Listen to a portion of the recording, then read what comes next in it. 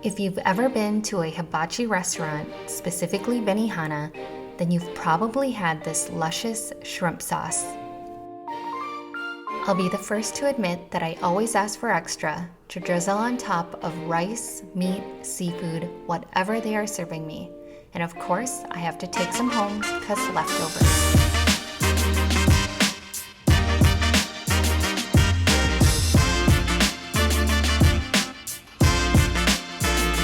This is my take on the addicting shrimp sauce. We're going to start by smashing garlic and salt in a mortar and pestle to create a garlic paste. Garlic paste can be used in so many different ways. I like to use it as a base for marinades and sauces, but you can mix it into butter to spread onto bread or dollop onto steak. You should start to see a paste forming within a couple of minutes. Keep pounding out until you see no chunks of garlic and the paste is nice and smooth.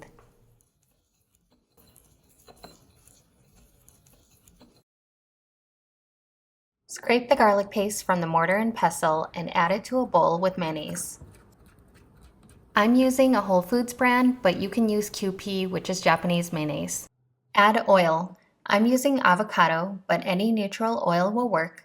Add ketchup. I'm using the one by Primal Kitchen.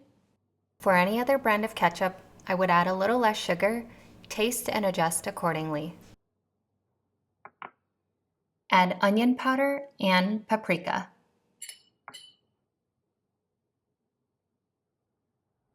Zest a quarter of a lemon. This will give it some brightness and cut into the sharpness of the garlic.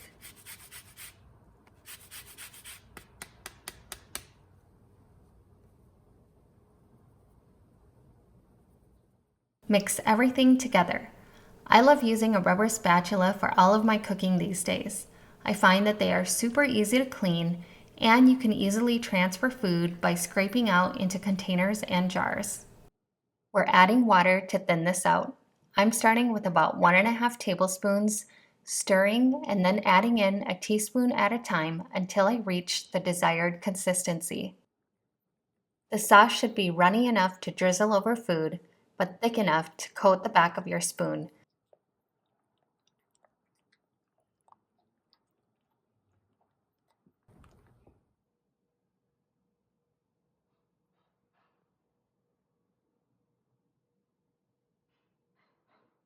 The sauce will need to be strained before using. For best results, cover and refrigerate for 1 hour. It's even better if you make it the night before. So I do recommend that you strain out the sauce. That'll just give it a nice smooth texture. Of course, there have been times where I've been lazy and skipped this step, but just keep in mind that you will have chunks of garlic if you skip the straining. Now I'm just straining this into a measuring cup so that I can pour it into a container.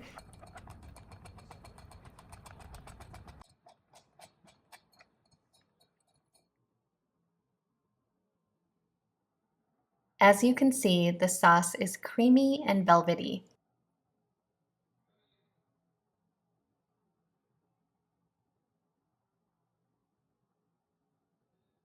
The sauce is now ready to use on everything. Keep it sealed in an airtight container in the refrigerator for up to 1 week.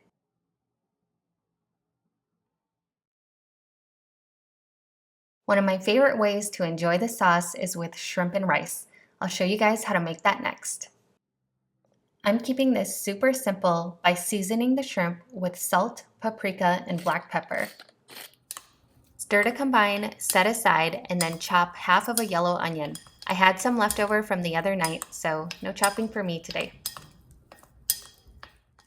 Heat the skillet with a little bit of oil. I'm using avocado. I'm also adding a pat of butter. Drop in your onions. We want to cook these low and slow. Cook the onions until tender. This should take about 5 to 6 minutes.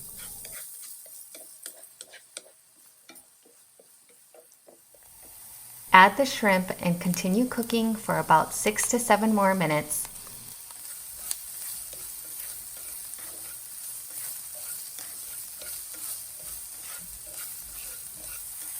The onion will pick up some of that seasoning and develop a nice golden brown color.